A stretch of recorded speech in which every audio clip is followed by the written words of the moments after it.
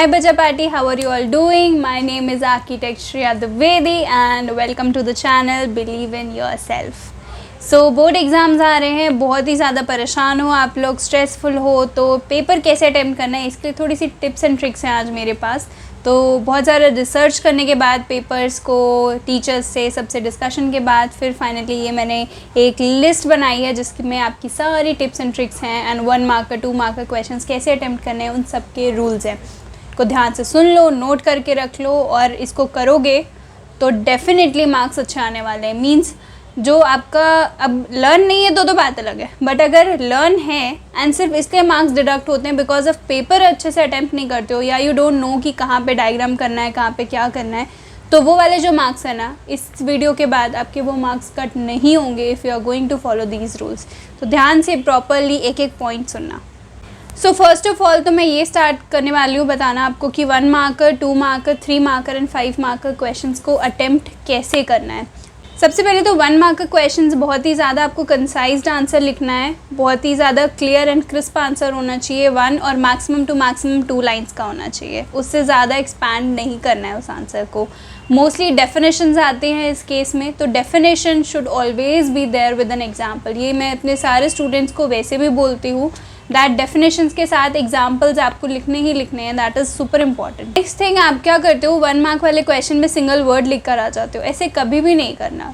एक लाइन तो कम से कम कंप्लीट करो, चाहे आपको कोई डेट ही क्यों ना पूछी गई हो कि आपका आंसर है 1913, तो ऐसे सिर्फ 1913 नहीं लिख के आना, the year in which this happened was 1913, there should be a complete line with that. And 1 marker questions में कभी भी स्पेलिंग मिस्टेक्स नहीं करनी बिकॉज उस टाइम पे बहुत ही ज़्यादा क्लियरली विजिबल होता है दैट आपने 1 मार्क के क्वेश्चन में भी स्पेलिंग मिस्टेक कर दी। तो अगर कोई वर्ड नहीं पता ना तो उसको यूज़ मत करो, बट उसमें स्पेलिंग मिस्टेक बिल्कुल भी नहीं करके आनी बिकॉज उसके मार्क्स डिडक्ट हो सकते हैं। Moving on to the 2 marks questions, तो इसमें आपको 3 to 4 लाइन्स मार्क्स लिखनी होती हैं, उससे ज़्यादा नहीं। आंसर्स इसमें भी कंसाइज रखोगे, बहुत ज़्यादा लेंदी नहीं करोगे, वर्ड लिमिट को क्रॉस करने से कुछ नहीं होने वाला है। स्टिक टू द पॉइंट, जो क्वेश्चन में पूछा गया उसी पॉइंट पे रहना है, फालतू के एक्सप्लेनेशंस बिल्कुल भी नहीं देने हैं। एंड हमेशा ध्यान रखना आप लोग पेपर में मिस्टेक कर देते हो व्हाट एंड हाउ के पीछे। व्हाट एंड हाउ दोनों का आंसर डिफरेंट होता है, क्या कैसे दोनों को मिक्स करके एक कंबाइंड आंसर नहीं लिख कर आना है, मार्क्स कट होके 0 मिल जाएगा अगर ऐसा कर दोगे तो, ठीक है। तो ध्यान से क्वेश्चन को रीड करना है एंड एग्जैक्टली जो क्वेश्चन में पूछा गया है वही आंसर करना है। व्हाट पूछा है तो व्हाट, हाउ पूछा है तो हाउ, ठीक है। एंड 2 मार्क्स का क्वेश्चन है तो इतना ज़्यादा तो कुछ लेंदी है नहीं, 3 to 4 लाइन्स में लिखना है, तो उसको कंसाइजली आप अच्छे से कर सकते हो। Moving on to the 3 marker questions, so first of all इसमें डायग्राम बना दो, बहुत ही अच्छा रहेगा, मार्क्स फुल मिलने के पूरे चांसेस हैं।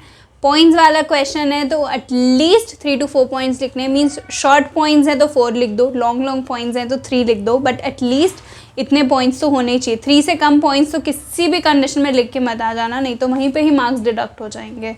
And next thing is if points of differentiation आते हैं, means differentiate between this and this, तो आपको उसको टैबुलर फॉर्म में करना है, that is like the best way. जितना ज़्यादा आप उसको टैबुलर फॉर्म में रखोगे उतना ज़्यादा टीचर के लिए ईजी रहेगा चेक करने में एंड उतना ही आपके लिए स्कोरिंग हो जाएगा।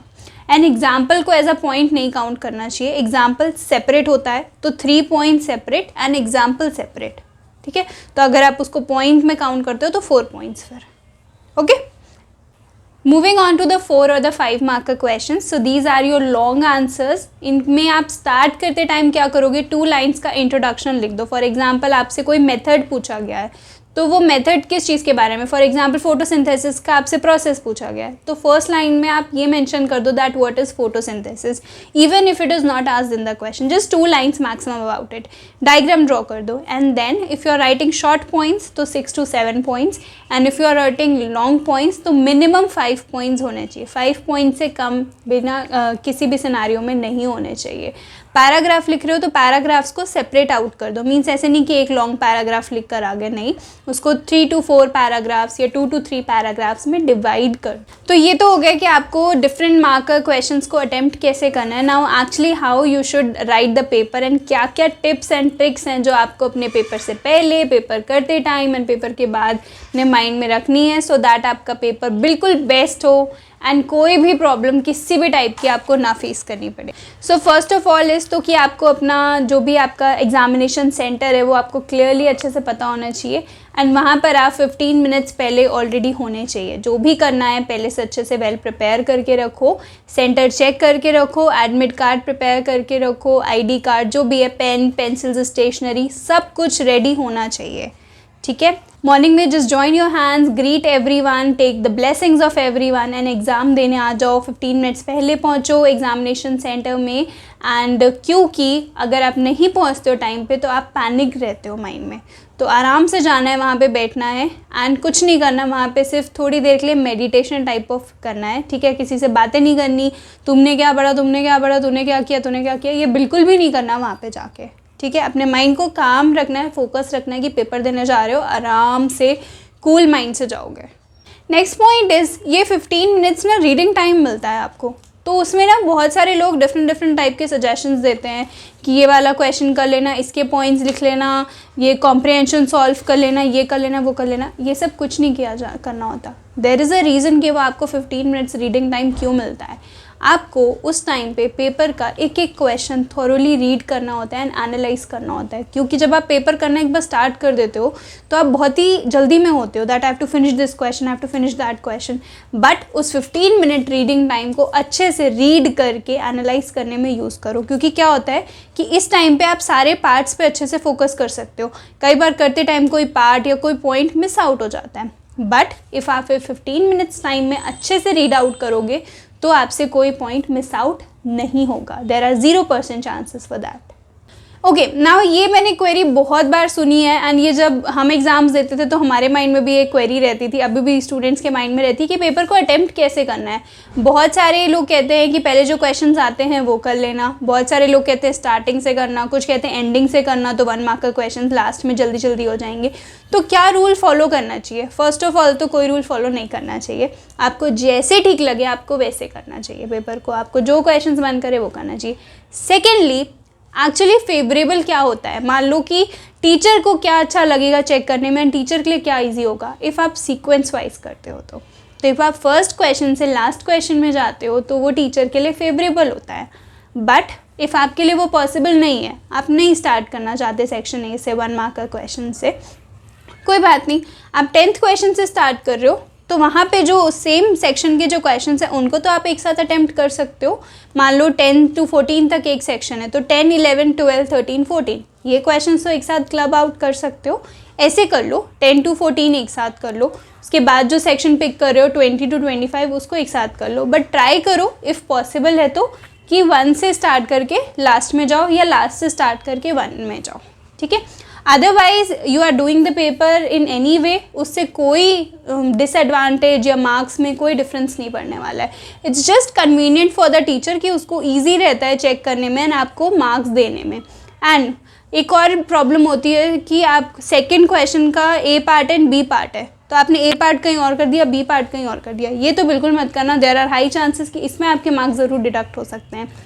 एक क्वेश्चन के जितने भी पार्ट्स हैं वो सारे आपको एक साथ ही अटेम्प्ट करने हैं, ठीक है। नहीं आ रहा स्पेस लीव कर दो, बाद में कर लेना, but they should be attempted together only. Next है कि क्या डायग्राम्स ड्रॉ करने चाहिए। 110% डायग्राम्स ड्रॉ करने चाहिए। किसी भी टीचर से पूछ लो, किसी भी एग्जामिनर से पूछ लो, जितना ज़्यादा आप डायग्राम्स, फ्लो चार्ट्स ये एक्सप्रेस करते हो उतना ज़्यादा ही आपके लिए आंसर को एक्सप्लेन करना एंड टीचर के लिए ये समझना कि आपको ये कंसेप्ट क्लियर है वो ईजी हो जाता है। डायग्राम्स में कोई कलर्ड पेन्स, कोई कलर्ड पेंसिल्स यूज़ करने की बिल्कुल भी नीड नहीं है। डायग्राम्स आपकी ड्राइंग देखने के लिए नहीं है, आपकी ड्राइंग की स्किल्स को आपको नहीं वहाँ पे शोकेस करना है। You just have to make them understand that yes you know the topic very well.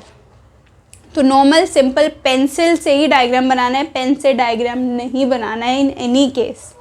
Okay, next question that comes is कि हाईलाइट करते हैं, डिफरेंट कलर्ड पेन्स यूज़ कर लेते हैं तो क्या उससे अच्छा लगने वाला? नहीं, प्लीज़ पेपर को डेकोरेट मत करो, बिल्कुल भी डेकोरेट नहीं करना।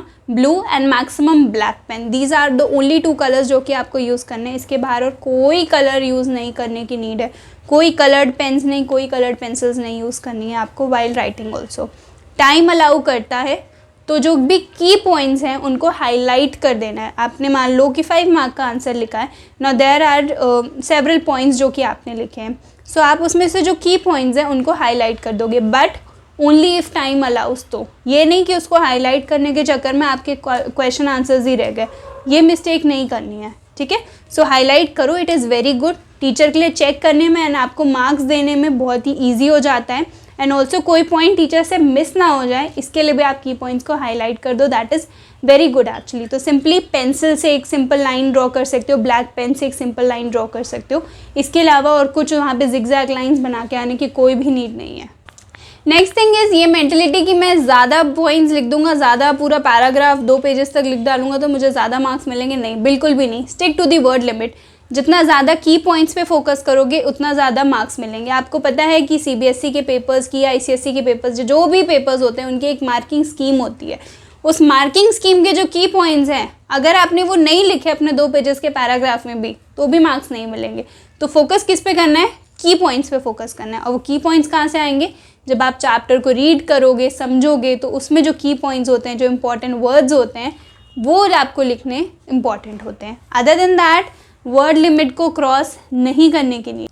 नेक्स्ट थिंग होती है ये जो आपकी स्पेशल क्वालिटी है, स्पेस वेस्ट करने की, इधर मार्जिन, फिर बीच में लिखा, साइड में और स्पेस छोड़ दी। ये बहुत ही ज़्यादा बैड इंप्रेशन डालता है आपके एग्जामिनर के ऊपर, आपके टीचर के ऊपर। तो इतनी स्पेस लीव करने की कोई नीड नहीं है। दोनों साइड थोड़े से मार्जिन ड्रॉ कर लो, बट उसके बाद जितनी भी स्पेस रिमेनिंग है उसको अच्छे से यूटिलाइज़ करो। पेज वेस्ट करने की, स्पेस वेस्ट करने की नीड नहीं है, उसके कोई एक्स्ट्रा मार्क्स नहीं मिलने वाले हैं। If you are going to take your answer to the next page and आपको लग रहा है कि उसको लगेगा कि 2 पेजेस के, नहीं भाई, टीचर हैं वो आपके, दे नो दिस थिंग कि आप क्या कर रहे हो। ये करने की कोई भी नीड नहीं है। ज़्यादा करने के या एक्स्ट्रा स्पेस लीव करने के मार्क्स नहीं मिलेंगे। जस्ट एक प्रॉपर नीटनेस होनी चाहिए, that after every line, after every answer, after every paragraph you should leave a line. Next is revision time. क्या होता है कि I always suggest my students कि वो रिवीजन टाइम पे तो ऐसी कुछ भी शॉर्ट में लिख देते हैं। शॉर्ट में लिख दिया मैंने, थ्योरम 10.1 लिख दिया, थ्योरम लिखी ही नहीं, अरे पेपर में लिख लेंगे, पेपर में फिर नहीं याद आने वाली, फिर पेपर में भी थ्योरम 10.1 ही लिख कर आ जाओगे। सो जिस टाइम रिवाइज़ कर रहे होते हो उस टाइम बहुत ही सीरियसली रिवाइज़ करो, बिल्कुल वैसे ही जैसे पेपर में करके आने वाले हो। थ्योरम पूरी कंप्लीट लिखो, की पॉइंट्स लर्न करके रखो, की पॉइंट्स को रिवाइज करो। पूरा चैप्टर रिवाइज करने का टाइम नहीं होता, एक पेज पे की पॉइंट्स लिखो, एक नोटबुक में, एक डायरी में, एक रजिस्टर में, एंड वो की पॉइंट्स रिवाइज करने हैं, क्योंकि पेपर में मार्क्स किसके मिल रहे हैं? की पॉइंट्स के। तो रिवाइज क्या करना है? की points, simple. Next thing is कि पेपर करते टाइम ये जो आप शॉर्ट फॉर्म्स लिखते हो यानी ये जो स्लैंग्स यूज़ करते हो, ये बिल्कुल भी नहीं करने। कैंट, गोना, बिकॉज, ये बिल्कुल भी नहीं करना। बिकॉज की स्पेलिंग BECAUSE ही लिखनी है, COZ नहीं लिख कर आनी बिल्कुल भी। इसके क्या होंगे? मार्क्स कट हो जाएंगे, एंड स्पेशली इंग्लिश के पेपर में तो बिल्कुल भी मत करके आना, नहीं तो ऐसे हाफ मार्क कट होते हुए ना बहुत सारे मार्क्स कट हो जाएंगे।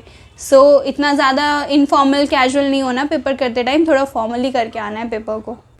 नेक्स्ट थिंग जो मैं अपने स्टूडेंट्स को हमेशा बोलती हूँ, ये जो आप फॉर्मूले नहीं लिखते हो, आपको लगता है क्वेश्चन आता तो है डायरेक्टली लिख दिया, क्वेश्चन में क्या गिवन है, I always say given, what you have to prove, then proof and end में एक एंडिंग स्टेटमेंट। ये लिखना इंपॉर्टेंट होता है भाई, there are some rules to solve a question. क्यों फॉर्मूला बिना लिखे सॉल्व कर दोगे कुछ भी? टीचर को तो सब कुछ ही पता है, then why are you even writing the answer?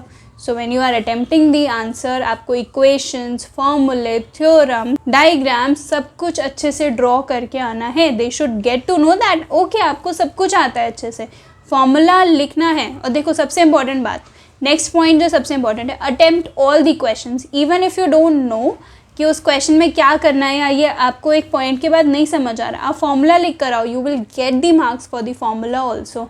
तो आपको जो फॉर्मूला समझ आ रहा है, एटलीस्ट फॉर्मूला तो आई थिंक आप करेक्ट कर ही सकते हो, नहीं भी करना है, नहीं भी समझ आ रहा तो कोई बात नहीं, फॉर्मूला, थ्योरम, इक्वेशन जो समझ आ रही है वो लिख कर आओ उस क्वेश्चन में, उसके आपको मार्क्स डेफिनेटली मिल जाएंगे। 3 मार्क का क्वेश्चन है ना, तो 1 मार्क तो फॉर श्योर मिल जाएगा। So do not leave any question and always write the formula, equations, identities, whatever you are using. Okay. अब ये हमेशा सजेस्ट किया जाता है कि पेपर को पॉइंट्स में करना है, पैराग्राफ में नहीं करना, बट क्या ये रूल्स इंग्लिश पेपर के साथ भी फॉलो होते हैं, SST पेपर के साथ भी फॉलो होते हैं, साइंस पेपर के साथ भी फॉलो होते हैं? तो इनको थोड़ा सा डिफ्रेंशिएट करके समझ लेते हैं। SST के पेपर में आपको 1, 2, 3, 4, 5 पॉइंट्स लिखना इज़ वेरी गुड, बहुत ही अच्छी बात है। पैराग्राफ में भी कर सकते हो की पॉइंट्स को हाईलाइट करते हुए। बट इसका मतलब ये नहीं है कि आप सिंगल सिंगल लाइन लिख कर आ जाओगे।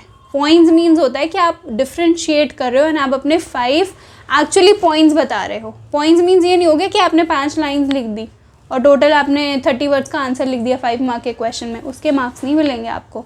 There should be valid information जो कि आप दे रहे हो। तो एसएसटी का पेपर एंड साइंस का पेपर आप बिल्कुल ऐसे 1 2 3 4 या बुलेट पॉइंट्स में कर सकते हो, but for English paper you can not do this. English का paper should be in paragraphs only. उसको आप 1 2 3 4 5 पॉइंट्स में नहीं करोगे, बिकॉज वो लिटरेचर है। लिटरेचर के पेपर को दूसरे सब्जेक्ट से कंपेयर नहीं करना चाहिए, राइट। वो आपके लैंग्वेज का पेपर है। हिंदी और इंग्लिश के साथ ये रूल्स फॉलो नहीं होते हैं कि आप उनको पॉइंट्स में लिख कर आ जाओ। पैराग्राफ सेपरेट आप कर सकते हो उसमें। नेक्स्ट एक प्रॉब्लम होती है, कुछ स्टूडेंट्स कटिंग बहुत करते हैं, तो क्या उसके मार्क्स कट होते हैं? नहीं भाई, कटिंग के मार्क्स नहीं कट होते। बट अगर आप पेपर को बिल्कुल ही मेसी बना दोगे कि आपका आंसर ही नहीं मिल रहा उसमें कहाँ है, teacher is not able to actually find out that where is your actual answer, then तो उसके मार्क्स कट हो जाएंगे। तो कोई मिस्टेक हो रही है ना, एक सिंगल कट मारो, leave that line, next line से स्टार्ट करो। मेस नहीं बनाना पेपर को, बट येस थोड़े बहुत कटिंग है, that is acceptable, that is not an issue, उसके कोई मार्क्स नहीं डिडक्ट होने वाले। बट स्पेशली आपका नोटिस में, लेटर में, जो भी आपका राइटिंग सेक्शन के जो पार्ट्स हैं उसमें कटिंग नहीं करनी है। अगर आपको लग रहा है कि मेरी इसमें कोई मेजर कटिंग हो गई है, just cross that whole thing out and start with a new one. Better क्या होता है, सबसे बेटर ये होता है कि आप पहले साइड में पॉइंट्स लिख लो एंड फिर उसको मेन पैराग्राफ में फ्रेम आउट करो। इसके मैं आपको रूल्स सेपरेटली बता दूंगी, इंग्लिश के पेपर के रूल्स। एंड इसलिए because notice writing, email writing, letter writing, इसमें कटिंग नहीं होनी चाहिए। Doesn't looks presentable. आपका पेपर प्रेजेंटेबल रहना चाहिए, नीट एंड क्लीन रहना चाहिए। That should be your 100% focus. And finally the point of bad handwriting and good handwriting, it's okay. अभी आपके पास ये टाइम नहीं है कि आप अपनी हैंड राइटिंग पे फोकस करो। बैड हैंड राइटिंग है, कोई बात नहीं, क्या करना है, नीट एंड क्लीन लिखना है। बैड हैंड राइटिंग है, कोई बात नहीं, थोड़ा सेंटेंसेस को लीव कर करके नीट एंड क्लीन पैराग्राफ्स में लिखोगे, इट्स ओके। अब इतनी बैड मत लिखना कि खुद भी नहीं पढ़ पाओ, बट थोड़ी बहुत बैड चलती है, it's okay. Poor hand writing acceptable, उसके ऊपर बाद में वर्क करेंगे। एज ऑफ नाउ पेपर के ऊपर ही कंसंट्रेट करना है, NEET and clean presentable paper रखना है। सो ये थे सारे पॉइंट्स, इनको ध्यान से समझ लो, एक बार फिर से वीडियो को देख लो अच्छे से, और ये पॉइंट्स ध्यान में रखोगे। 110% आपके पेपर में आपने कैसे उसको प्रेजेंट किया है उसके मार्क्स डिडक्ट नहीं होंगे। In fact teacher would be very happy with your paper. तो जो छोटे मोटे जो मिस्टेक्स होंगी ना वो भी ओवरलुक हो जाएंगी। इफ़ आपका पेपर नीट एंड क्लीन होता है तो टीचर्स कभी कभी छोड़ भी देते हैं आपकी छोटी मोटी मिस्टेक्स को। सो येस, इन सारे पॉइंट्स को माइंड में रखना है, ध्यान से करना है paper, and all the very best. Hope आप अच्छा सा पेपर करने वाले हो, and yes always remember, believe in yourself. Bye.